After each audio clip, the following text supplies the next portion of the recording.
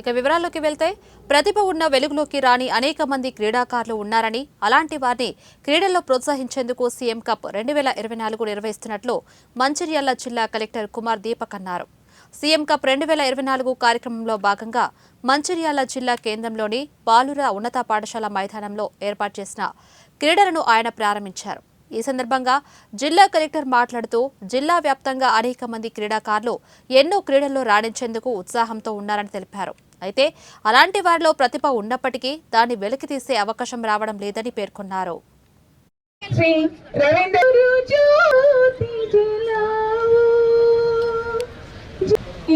ఈ యొక్క కార్యక్రమాన్ని కూడా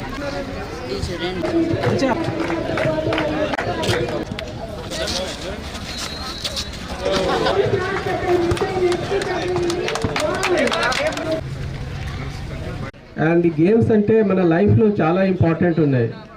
గేమ్స్ అండ్ స్పోర్ట్స్ ఇప్పుడు రాష్ట్ర ప్రభుత్వం చాలా ప్రమోట్ చేస్తున్నారు. మీ అందరూ ఐ థింక్ స్పోర్ట్స్ యూనివర్సిటీ గురించి కూడా విన్నారు. సో రాష్ట్ర ప్రభుత్వం ఒకటి స్పోర్ట్ యూనివర్సిటీ కూడా ఏర్పాటు చేస్తున్నారు.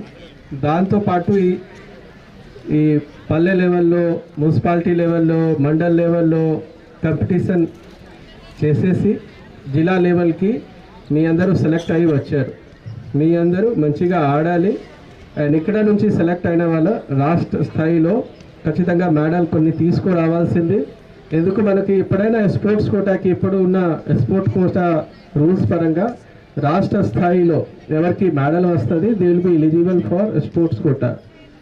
మన ఈ ప్రోగ్రామ్కి చాలామంది కోఆపరేట్ చేశారు. మన స్కూల్ అసోసియేషన్ దానికి బస్ ఇచ్చారు.